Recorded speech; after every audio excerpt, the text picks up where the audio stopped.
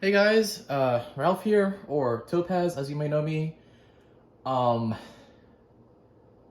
I have made some decisions. Um, and now I have an IBM correcting Selectric 2. So, I should probably explain what the hell this thing is. This is an IBM Selectric 2. It is the second, you can probably guess, the second series out of the IBM Selectric series. There's 1 through 3. And this one, and this series, essentially introduced the entire idea of what would become known as correcting. So these typewriters use something called carbon film, wherein you could type words onto the page, but that because it was made of carbon and not ink, they could be lifted off with these little white spools here. That's just kind of like, think of it like sticky tape, advanced sticky tape. You could delete words off the page just like that. And this was a correcting feature with the little button here. These machines also came with the benefit of having, I'll just point it out here, these are type balls. So these were essentially balls of font that you could switch in and out of the machine. And that would essentially grant you, in Word nowadays, we're able to just change fonts at will. We just, do it like that. So the reason why these are kind of a big deal and why I am filming this to justify some of my actions is, they are very hard to find in working order, and they are also very difficult to work on. So this machine specifically, whom I've called Fennex, is actually a machine. Here, let me turn around. She is actually a machine that has been serviced on by both Jim of a typewriter shop in Tucker, Georgia, and also typewriter Tom, who runs a he runs a lot of Atlanta typewriter stuff, and that's where I met him actually.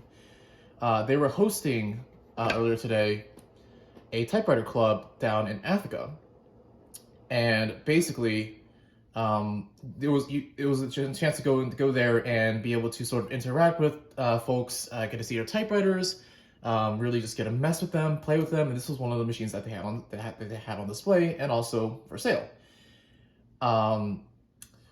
So due to the rarity of finding these machines in working order and also actually serviced by people who know what the hell they're doing, I got it.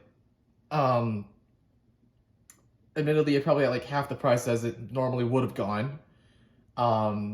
There was a little issue where the bell wasn't ringing and the right margin wasn't working, so that's fixed now. Just literally just putting the linkage back. It's all good. And then there is issue of this was like a little orange indicator here that's missing, but like that's literally only 2 issues. Other than that, it works flawlessly. A little sticky on the keys maybe, but I can't complain. So it is electric. Takes a little bit to wear up, but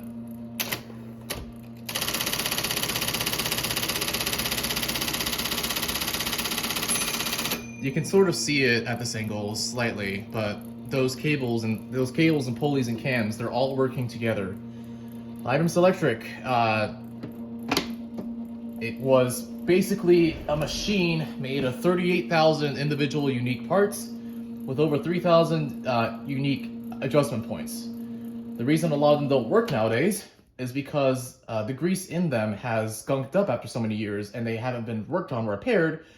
And there's also, 38,000 pieces that could go wrong.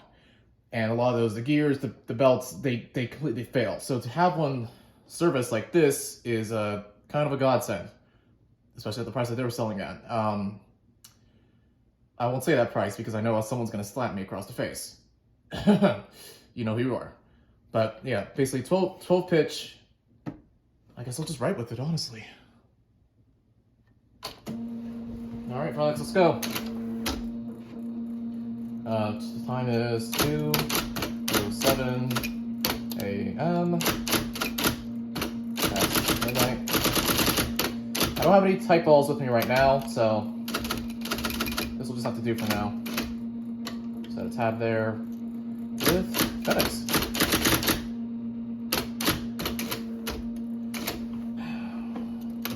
Today,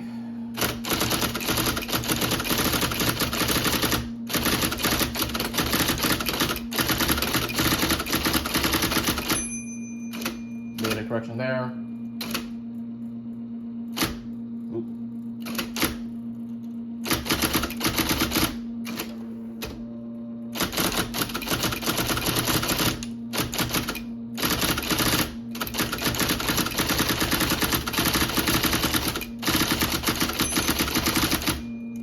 Marker release.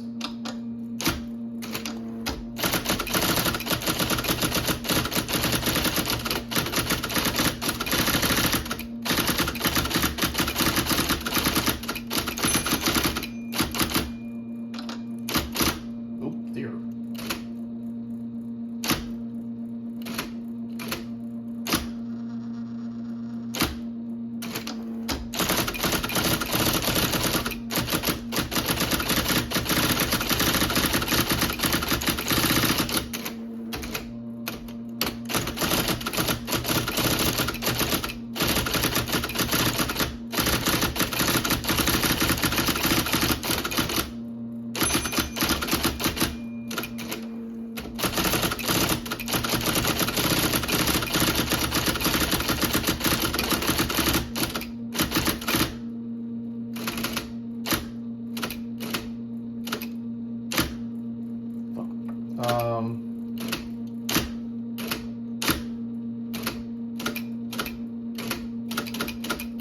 Still getting used to the correcting feature. Do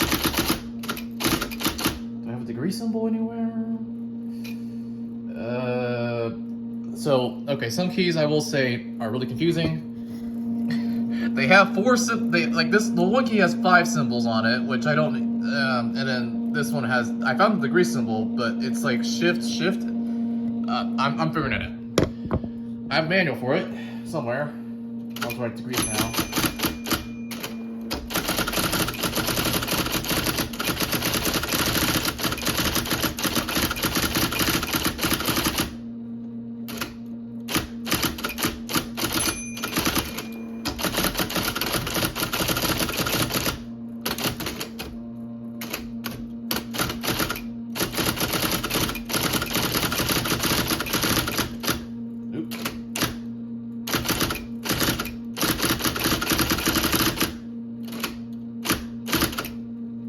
Not spell.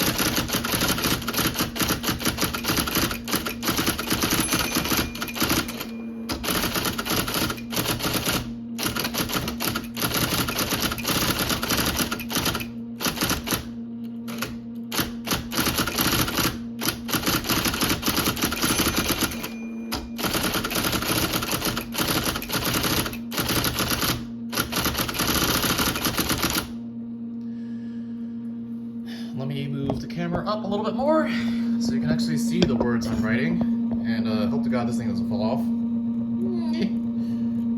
But yeah.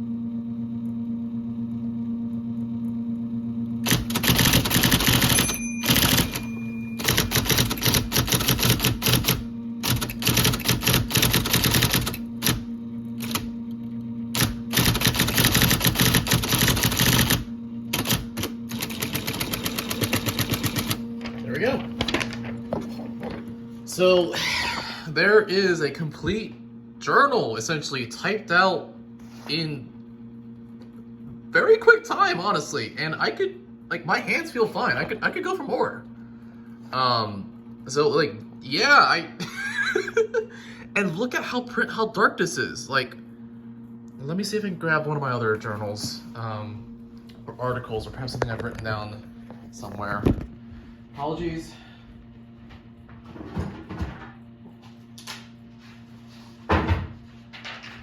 Here we go. So here's something that my Coursera wrote with a, admittedly, you know, it's a manual. You can't judge it as much, but also with a new ribbon. And you see that there's inconsistencies with the print face.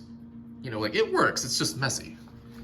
With a carbon ribbon, however, though it is one-time use, it is very, very crisp. And you can write and write and keep writing and keep writing as long as you have new ribbon, which fortunately these fellas are quite easy to find. So yeah, here's my interesting financial decision, and something that I will definitely be treasuring for a very long while. Thank you very much. Oh, there we go. Thank you very much, Jim and Tom, for, you know, giving me a chance to actually write on this. It's never something I would have actually dreamed about. Just being able to work on a Selectric, much less, you know, type on one, or like try one and actually buy one and have the entire consequences of trying to take one of them back on a bike, which obviously didn't work. So thank you, Ray, for helping me out there. But yeah, this is very lovely. I would like to find a new piece for that little indicator just so I can watch it slide across, but that'll be one day later. And honestly, I'll figure it out. So, until then. Oh, actually, one other thing. If I have the storage for this, hopefully. Yeah. Okay, so, oh, that's that little squish. Tom actually also had a few other things, such as the IBM Selectric operating manual, which I will be able to find out what the hell those 5 and 1 keys are for. So I'll be reading through this later on. And then also a nice little cover for Fennex, because, you know, dust is always an issue. I have to run this thing at least once a month to make sure the grease doesn't get too bad. But let's see if I can do this.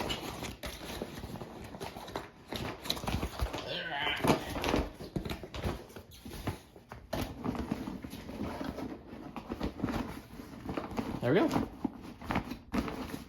It's a very nice fitting cover, and what kind of gets me the most is that this is a typewriter from my hometown, Cobb County, back in Marietta.